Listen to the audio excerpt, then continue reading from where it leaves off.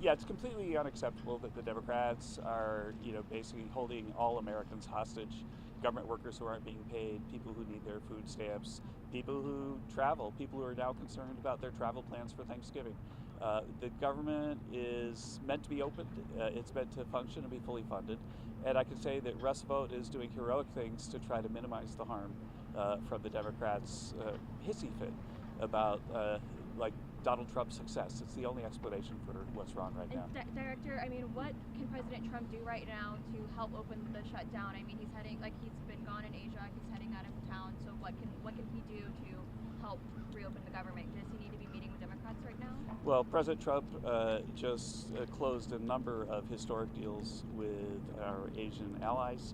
He was able, along with Secretary Hassett and Jameson Greer, to negotiate an astonishingly good deal with China. He actually went above Spinal Tap and said it wasn't an 11 on the knob of success, it was a 12.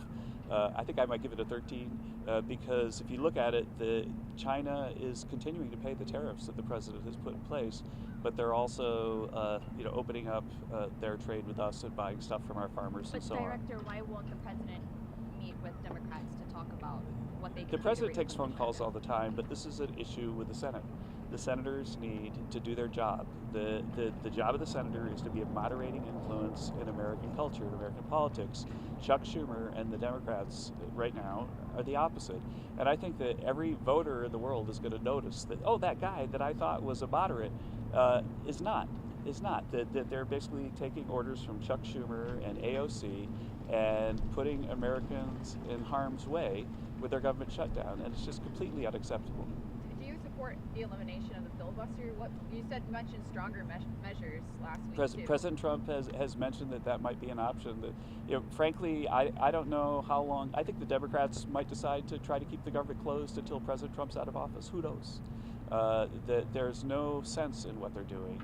Again, it feels like a hissy fit of a 2-year-old right now. Do you think the premiums though, you call it a hissy fit, do you think that's a genuine concern that they have on the left? President Trump has made it clear that, as have the Republicans in the House and the Senate, that they're willing to discuss the premiums after the government's open and through the normal course. I remind that 13 times the Democrats voted to keep the government open while President Biden was in office, but that meant that 13 times the Republicans understood their constitutional duty to keep the government open so that Americans don't go through the suffering that they're going through right now. It's completely preposterous that this is like the third time that we've had a government shutdown since President Trump is in office. So basically, when President Trump wins, the Democrats know that they've got a worthy opponent on their hands, and the only option that they seem to have is to shut the government down. And it's just like they're not doing their jobs. I got time for one more question. How would you describe the health of the U.S. economy in light of the cuts of the rates from the Fed? Yeah, so the U.S. economy is very strong. We're looking at third quarter GDP that's close to 4% growth, and excuse the lots of wind. And I think that's a momentum that will carry forward. The government shutdown is looking like it might reduce that number quite a bit, especially going into the fourth quarter. And but the momentum from all of President Trump's policies is really, really strong. As for the Fed, I think that we're glad that they reduced the interest rate. We think that was the right move. But if you think about from the previous meeting, the news we have is basically that inflation is lower than we thought.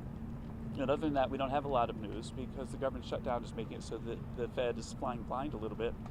But we have a government shutdown, which is a negative for the economy. And against that backdrop, the idea that the Fed would be backing away from their promised rate reductions in the future is puzzling to us. So thank you very much.